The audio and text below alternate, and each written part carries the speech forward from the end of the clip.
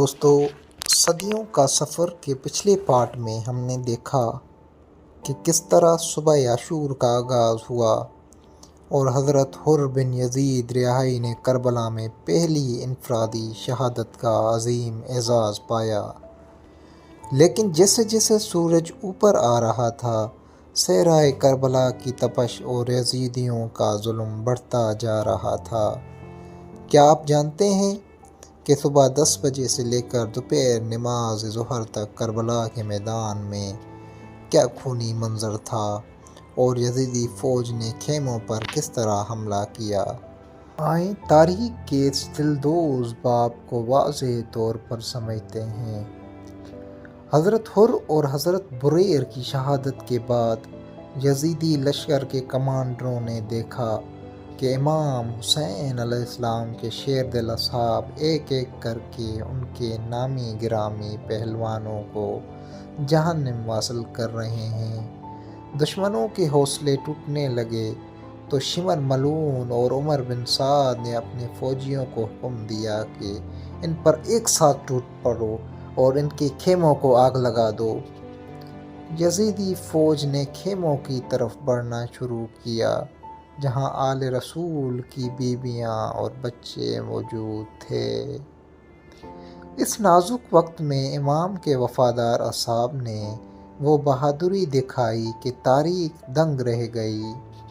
اصحاب حسین خیموں کے چاروں طرف گھوم گھوم کر لڑتے رہے اور اپنے جانیں قربان کرتے رہے، لیکن کسی ایک یزیدی کو بھی خیموں کی قریب پھٹکنے نہ دیا۔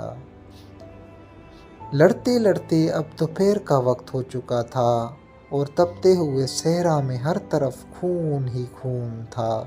ایسے میں امام حسین علیہ السلام کے ایک عظیم صحابی حضرت ابو ثمامہ ساعدی نے آسمان کی طرف دیکھا اور عرض کی، مولا، دشمن کا گھیرا تنگ ہو چکا ہے، لیکن میری خواہش ہے کہ میں آپ کی امامت میں زندگی کی آخری نماز ادا کر کے شہید ہوں۔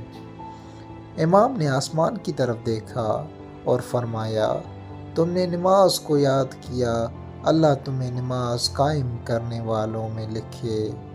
ہاں، یہ نماز کا ہی وقت ہے۔ اب ایک طرف دوش رسول کے سوار امام حسین علیہ السلام نماز ظہر کے لیے کھڑے ہوئے اور دوسری طرف یزیدیوں نے تیروں کی بارش شروع کر دی۔ تاریخ گواہ ہے کہ حضرت سعید بن عبداللہ جیسے وفادار اصحاب امام کے سامنے سینہ تان کر کھڑے ہو گئے۔ تیر ان کے چہرے اور سینے پر لگتے رہے، لیکن انہوں نے امام کی نماز میں 1 انچ کا فرق نہ آنے دیا اور نماز پوری ہوتے ہی امام کے قدموں میں دم توڑ دیا۔ دوستو، یہ تھی تپتی ہوئی دوپہر اور کربلا کی وہ تاریخی نماز ظہر جو تیروں کے سائے میں ادا کی گئی۔ اب تمام انصار اور وفادار اصحاب جام شہادت نوش کر چکے تھے اور باری تھی خانوادہ رسول کی، یعنی اہل بیت کے قربانیوں کی۔ اب خیمے سے سب سے پہلے کون نکلے گا اور امام حسین علیہ السلام اپنے کس پیارے کو سب سے پہلے مقتول ہونے کے لیے رخصت کریں گے، یہ ہم جانیں گے اس سیریز کے پارٹ 4 میں۔